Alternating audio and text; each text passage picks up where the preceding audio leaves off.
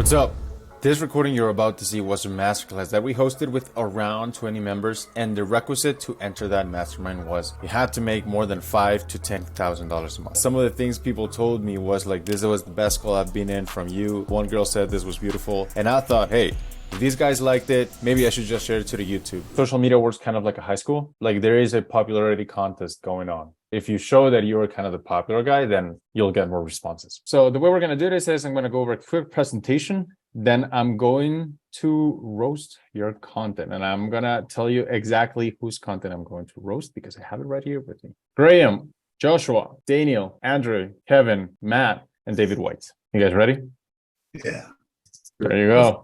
Quick story about Tony and me. So this was the guy that originated Likes and Cash. And I've told this story many times, but it was this guy that had 900 followers and I had 70,000. So we're talking 900 versus 70,000. Like this is a crazy discrepancy. And this guy booked a call with me because he wanted some Twitter advice. We got on a call and I have 70K. He has 900 and we're making the same amount of money per month. And like the embarrassment that I've had on that fucking call, it gave me PTSD so hard that I turned it into my entire positioning, Likes and Cash. Like it was horrible. Like I'm looking at him like, dude, like such a fucking bum, right? The guy was making 30K a month with 900 followers. Crazy, just crazy. The biggest difference is that he talked about one problem and one solution and one path. Like the discipline that guy had with content was the craziest discipline I've seen anybody ever have with content ever. Like the guy just talked about how to like pay less taxes. And that is all he did. Just it was only how to pay less taxes. And I was talking about masculinity and self-improvement and somewhat kind of Twitter and just all over the place, right? It was the main difference was specificity and discipline, just staying like in one topic. So one thing you guys will find is at one point you may get bored of saying the same thing. And that's normal because you will get tired of your message before others get tired of it. Like for you, it's obvious. Oh, it's obvious that Likes and Cash. It's obvious that my ecom thing works. It's obvious that my lead gen paper call works. But for people, it's not, because they are doing other stuff. The way you're going to get a lot of inbound is if you stay disciplined about talking about one thing. So when I roast you today, it's going to be because of your lack of discipline. That's literally it. That's all I'm going to do today, because I'm going to show you that like the places where you're missing out, that you could really win if you really would have stayed disciplined. So maybe you guys feel right now like you don't have high quality followers. You feel like the people with money are hiding, and you do have them. You just can't see them. So let me give you a few examples. This was from last week in Tweets and Clients. First inbound lead came through, call scheduled, just by following 30 or 40 accounts. He doesn't even have 1,000. He's already booking inbound calls. When your content is good, you will find that these high quality people will start popping up. Tim, this was today actually. Post a client for 15K in a call, paying up front. And then I'm asking Tim, okay, so where did he come from? He's like, have been following me for a while. As you say, not a profile pic, just a ghost. Like there are ghosts with a lot of money in your audience. You just don't see them yet. Content mechanism I'm going to show you today will not guarantee they show, but it will increase the likelihood that they do. This one too. LB, 5 meetings booked from inbound since switching my positioning cadence and strategy. Because when your content slaps, your lead gen slaps. And this is not just inbound, this is also outbound. Because if you send an outbound DM and your content's on point and you only talk about how to save money in taxes, then people will look at you like you're legit, right? Because dude, like an expert talks about their craft all day. And also inbound, because when you talk about the same thing, what happens is you create belief by repetition. There is an astounding amount of times I've said Likes and Cash a different way. And eventually people believed it. But it took me 2 years until people believed it. You create belief by repetition. This is why it's so important to stay disciplined. Because if you change what you're repeating, then you need to convince people of 2 things, and then 3 things, and then 4 things, and that dilutes your marketing message. The key to lead gen is good content. And the key to good content, it's discipline. It's specificity. It's talking about the same thing. Now let's roast all of you guys. You guys ready for roasting? Let's go. Thank you. Let's go, bro. Yeah. All right, there you go. Let's fucking roast some people. I don't believe in content creation so much as I believe in content filtration. Okay, so there are already a ton of engaging formats you guys could use. There is the square. Now, what people do is they will take Justin Welch's or Dan Coe's square, and they'll be like, oh, let me just change a few words on it, and they create something that's very similar in nature. This is how you come up with formats that are like, Twitter is like a free university, but people don't use it right. Follow these 10 accounts if you want to use it right. This is how you come up with all this like stupid bullshit. I don't believe in this. I believe in content filtration. So there is content that's already very engaging, right? Formats that are tested, and that's fine. But I believe that what you need to do to really, really get the most bang for buck and get people to believe in your message is to filter it. There has to be a filter. This blue thing represents a filter. And after you filter it, you create something that kind of has the same shade, but it's a different shape. Okay, so I'm going to explain this to you. This is Graham, right? So if we go to Graham's profile, you will find that he generated 2 million sales ups for high ticket offers with Twitter monetization, not growth, at the bluebird.io. Okay, so and here's where the roasting thing comes in. Graham, you did this with growth, not growth and monetization. So why are we posting engagement notifications? Yeah, that's a good point. Where are we talking about profile visits and follower growth? So for example, me and this is just in your best interest, bro. Like, by the way, and if I'm being too harsh on any of you guys, Yeah, you guys can just tell me. Yeah, but like, this is because I really want you guys to, get this shit right. So what happens in people's brains is Graham told me he was going to do this, right? However, I read his content. Maybe this is the first tweet somebody saw from you. You don't know. Maybe it was. And then they see you that you're going to do this, but you talk about this. So people look at your profile and they go, okay, so is it blue or is it red? And this is when you start confusing people. This confusion creates mental work, and mental work limits sales because people have to think about a lot in order to hire you. So what I would do if I were you, and this is going to be like kind of me ghostwriting for you guys a little bit, client notifications. Good morning to everyone who's growing and monetizing. So what I would do is and by the way, this isn't planned. I write better when I just don't plan it because it's just more free flow. But I just had a viral thread for a client. Not interested in numbers, in engagement. But this is his Calendly 24 hours after. And then you include Calendly screenshot. We'll report on results later. And then you leave this for 24 hours. And in 24 hours, you quote tweet it.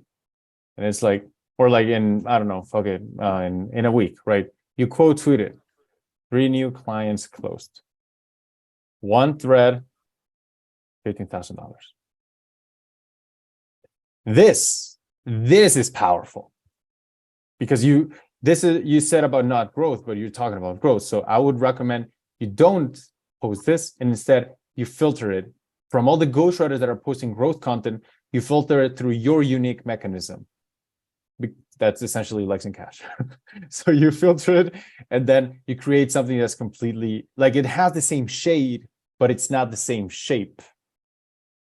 Make sense? You don't create you don't create content, you filter content. To you, it's obvious. Oh, obviously, if I show engagement, people are gonna correlate to sales, right? But to people, it's like, wait, hold on.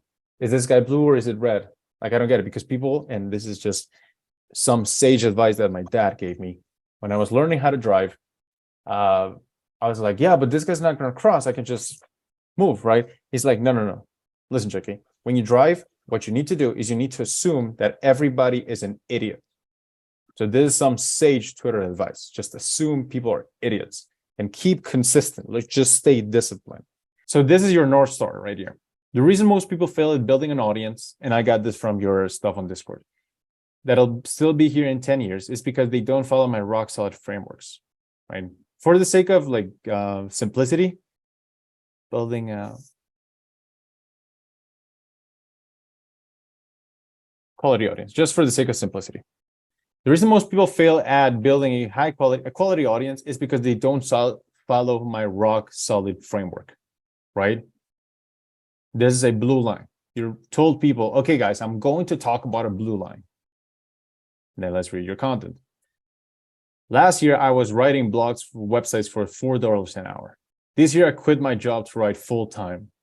10K by Christmas. Crazy how things grow when you focus. This was 21 hours ago, by the way, so you can't tell me you didn't, it's an old tweet, JK. No, it's not. It's not an old tweet. All right. So you create discrepancy, right? Because you told people, hey, I'm going to write about my ghostwriting and how to create solid followers. It's like, great. Now you talk about how you're building your business, right? Or you cut your job or whatever. And then here's another tweet. Dropping a thread on how I cut my writing time in half, going live in less than 24 hours. So it's like, okay, hold on. Is this guy gonna like, is this guy like a writing guru, like a Warren Weakness or a David Perel or a Dickie Bush? So see how the less things you talk about, the stronger your marketing message is. But you just split your power in thirds by talking about other things. For you, instead, I would write something different. Okay, instead of talking about how you quit your job and how you cut your writing time in half, you're a ghostwriter. Ghostwriting clients or potential prospects, they don't care about cutting your writing time in half. They don't care that you quit your job. If anything, this kind of makes you look like an amateur. Just real talk. And again, if I'm being like too harsh on whatever, just tell me like, JK, you can go to the next one. I get it. That's cool. But yeah, instead, I would say something like, oh, this is my client's follower. Oh my God, this is great. This is my client's follower count. But what's impressive to me is, and what's interesting to me, because you want to follow a rock solid follows framework, is that distribution by country. Oh my God, this goes so hard. 50% USA, right? And then it's like 25% UK, and then it's like 25%, I don't know, what other country, Canada, right? Whatever.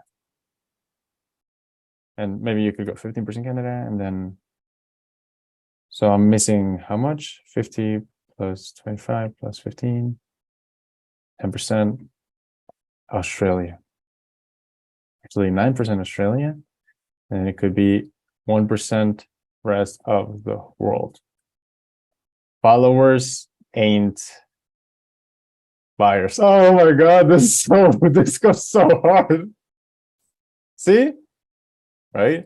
Or you could say something like following ain't leads. Something like that. Don't copy me, but you know what I mean. This, when you're posting this, you told people, hey, I'm going to talk about a blue line. And then you craft another blue line, and it makes it stronger. And they start associating you with, oh, dude, of course I want American, UK, Canadian, and Australian followers. Let me go with them. Does that make sense? Yeah, I want to listen to something. It does make sense. I guess it kind of conflicts some of the other advice out there, which is like, okay, you should target, some of your content should be growth based, some of your content should be authority based, and some of it should be like personal branding and being a human. Whereas I guess like the positioning that kind of you're coming from is very much sales based, improving competence. Yeah, because that's the big one, man. Like, let me ask you. So,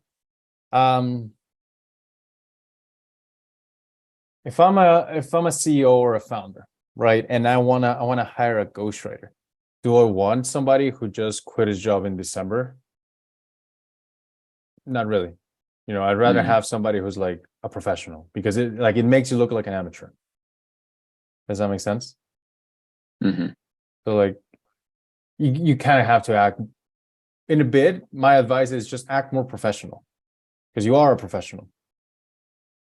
Make sense? You know more about Twitter than them. If I had a choice between a ghostwriter that only talks about distribution in my country and a ghostwriter that just quit a job, of course I'm going to go with the guy that proves his competence. You know? Yeah. I'm not against lifestyle. I'm not against showing personality, but I am against looking like an amateur. You got to show professionalism. Andre, before I get into the next one, do you want me to skip you or do you want me to do it? Let's do it. All right. So I'm going to start asking this before. Andre, Twitter ghostwriter, helping busy founders, CEOs scale their businesses through their personal brands. Life hack, block everybody who doesn't work out at least 3x a week. Is this a good tweet? Knowing his positioning, is this a good tweet? No, It's not. It's not. Why is it not a good tweet? has nothing to do with what I do. Pro writing tip, impactful words is better than word count. Make your content easily digestible by delivering value at a fifth grade grammar level. This is a better tweet, but you're talking to other ghostwriters. So I wouldn't be surprised if you have an audience with a lot of ghostwriting bros. Do you? Yeah, in fact, I do. You're right. There you go. Why?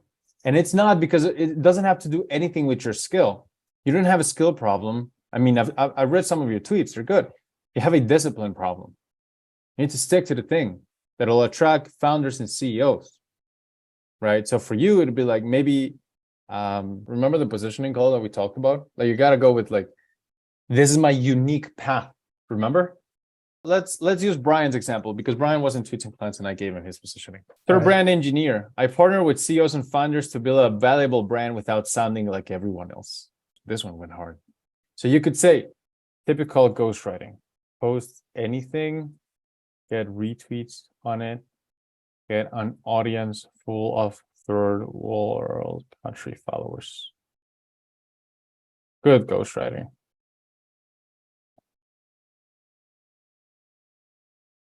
Post competence. Build network around it. Get an audience full of people interested in you. Interested. Not entertained. And then it's like, because dude, every ghostwriter today in the world, well, on Twitter, is tweeting about helping busy founders and CEOs. What makes you different? So you got to find your positioning. And once you find your positioning, you filter content through that positioning, right? This is like the short form guys that message you, hey, are you looking for short form content? I'm like, I might, but I'm not going to buy from you because it makes no difference, right? It's the same thing that everybody's offering. Whereas if you filter through your positioning, then it's completely different. When I understood positioning, things really clicked. So Joshua, back is a D2C founder turned growth partner using systems I built for my own brand to help others grow theirs. Invented and scaled 4x products to 7 figures. Good shit. The tweet is this from March 26th. Flashback to when our client launched my GTHO strategy for the first time. We had to turn things off 6 days later because we ran out of stock. P.S. The stock was meant to last 3 months. Now, I lied because I don't have anything to roast here. I think this tweet is really good. The reason why I think this tweet is really good is because it aligns with the thing. Like to me, when I measure tweet quality, I don't measure tweet quality on engagement, likes, retweets, and comments. I measure tweet quality in alignments. And how much are you inside the blue arrow? And when I go to Joshua's profile, so this is like a good example you guys can take. So I lied. Joshua, I'm not going to roast you today. It's all aligned with like helping brands growing, right? He's about like, I created this much money with Facebook ads alone with this structure. You can drastically change the trajectory with this. Do this. This is what I did for a client, and this is my strategy. Want to know if your agency knows their stuff or not? Like, this is a highly specific tweet. only people that care, that have an agency and maybe they've been burned out, will find this interesting. I would not, because I'm not an e-commerce brand. So I would not like read Joshua's tweets, which is exactly what he wants, because I'm not your client. So, and what I call this is disqualifying with content. You want to disqualify people that like kind of make people not interested in your shit. So I'm starting to post about, here's how to use a case study. Here's how you use your Slack wins channel. Here's how you scale from 10 to 30K a month. Here's how you monetize an audience with 10,000 followers. And then people with less than 10,000 followers be like, JK, do you have any advice for me? I'm like, I don't. Because you're not my client. Because I cannot help you. So Joshua does a great job of staying inside the blue arrow, but he also does a great job of disqualifying people. This didn't get any likes, but I think this is a fantastic tweet, because people who haven't been burned by an agency, or people who don't own brands, wouldn't be interested in this, which means that inherently your audience will be higher quality because you're using the right baits. The average follower count inside Tweets and Clients, it's 20,000 followers. And you might ask, do we have an engagement group? You fucking bet we have an engagement group. So there you go. I wouldn't be surprised, Josh, if you like get a ton of like good quality followers following you if you stick to this for at least 3 months. Like some high DTC brands. And by the way, this guy, Tim, he's selling to kind of the same vertical. 15K on a call up front, $15,000 on a call. Crazy. But no profile pic. It's just a ghost. Because, and I've seen this a lot with like very wealthy people, they don't have profile pictures and they are like super anon because they don't want, you know, hustler bros messaging them. And you guys have a lot of them, have a lot of wealthy people following you today. You do. And they're not coming out because you're not giving them the blue arrow. And if you did, and you've stayed disciplined, you would be amazed at how high quality people follow you. You just are not giving them the right bait. Kevin is the pay-per-close Dutchie. He adds 30K a month to your agency using outbound funnels, done for you and 100% performance-based. 75% of meetings come from follow-up. Keep blasting prospects with value. I would consider this a better tweet than the one below. Sure. Apple didn't have an ad that said 3 gigabytes of storage space. They said this. So if you're a content creator, then position yourself, we'll make 30 videos a month. Try 100K views from the audience will most likely to convert. Kevin, why is this tweet better than this tweet, even though it got better engagement? Just congruency and what I'm trying to offer. The whole spiel I was going for was in terms of you know, a big part of what we do is also offer creation, and so that's why I sort of threw it in the mix there. But it's not congruent with what my value proposition is. Correct. Because you said right here, so if you're a content creator, I'm like, wait, what does Kevin do again? Like, it doesn't have like this congruency, right? So you could say it's March just ended. Cold email sent. X. Replies. Y. Calls. Z. Closes. A. Revenue generated. B. Amount my clients paid me before I generated that revenue. 0. You know, this is so good. Like, I hope you see this. It's good ROI, yeah. Yeah, because you're a pay-per-close, right? Yeah. Yeah, because it's like, yeah, these guys paid nothing. And I just made them all that cash. This is strong. This is great. Like, and it might not get emails, right? It might not get likes. Fuck it, likes and cash. Alignment is cash. Discipline and content is cash. So you know how Jocko Willing has discipline equals freedom? To me, it's like content discipline equals cash. You know, it's a horrible saying, and I'm not going to coin it ever, but I thought this was going to come out better, but I didn't. But you know what I mean? Discipline is more important than likes on this thing. Let's go with Matt. So, for example, and this is kind of just me looking out for you, Matt. I had a client before that he was just talking about about books. 200,000 on Instagram followers, something like that. It was crazy, right? And we could never monetize this specific niche. So I was thinking maybe you could do something different, but fitness, but for intellectuals. Like to me, it's like maybe you could show people how they could reach their dream body, right? But your path is different. This goes back to call number one, when we covered how people want the same outcome, but they want to be taken through a different path. So for you, what I would do here, man, is maybe tell people position yourself as the intellectual, like jacked dude, right? And you do this in a way, but I kind of want to give you a shade of it. So tell people that other fitness influencers or coaches, the path they show, it's just the alpha bro, the just get training bro, and all these like weird things. But like you can achieve and you can talk to people with an intellect they also want to get jacked. So the people you would be attracting for your fitness offer would be wealthier. This is kind of when I saw a positioning from a training with just a coach that was training nerds. And he had like the Captain America program, and then the Batman program, and the Goku program, right? But that's what he did, and he attracted people interested in that, right? It's gonna be hard for you to monetize books because we've done it and done a lot. However, if you position yourself as the fitness coach with the intellectual route and you talk with books combined with the fitness, I feel like it could be such a better example and it's just so much better results for you. You talk about books, but you color it with fitness. So I kind of would like you to shift that. I'd like you to talk about fitness, but color it with books. Because you talk a lot about books, you also be attracting more CEOs, more business people. And I feel like you can monetize a fitness offer better than a book offer. So for you right now, let's get, and this is me inventing on the spot, but let me see what we can do. I see where this is going. I like it.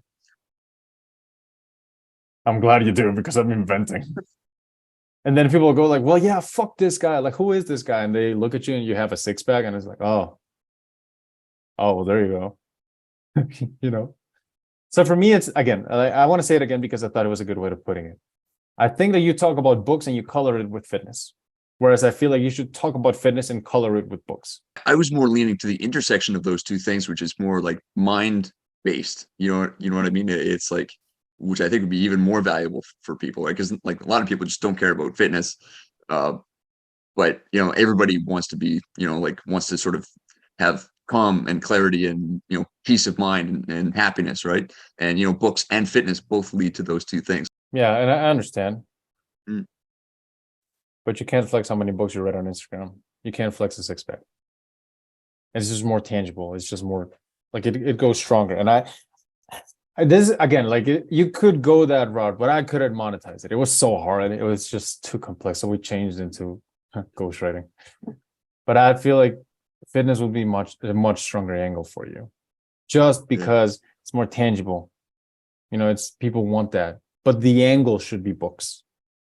To me, it's like you're confusing your positioning with your offer. Your positioning is book, your offer is fitness. And I feel like right now you're making your offer books and your positioning fitness. And I think it should be the other way around. Maybe you guys found some value in kind of how I think about positioning and offers and how to phrase yourself. And last one is Mr. David White. The reason most don't get all they can, it's because they do not use the right sales funnel. I feel like you're not precise in who you're talking to. You haven't nailed that down. And to me, it's evident when I see your tweets. So I coach coaches, mentor, and consult too. And your tweet 5 hours ago, reply with the biggest thing keeping you from starting a SaaS. Like I know you send like a shit ton of DMs today, and your response rate would go through the roof if you just talked about the one thing. Because right now, the way this looks to me, it's kind of like this. It's just very, very just not aligned. And you might feel like you're talking to a lot of people, but you're diluting your message.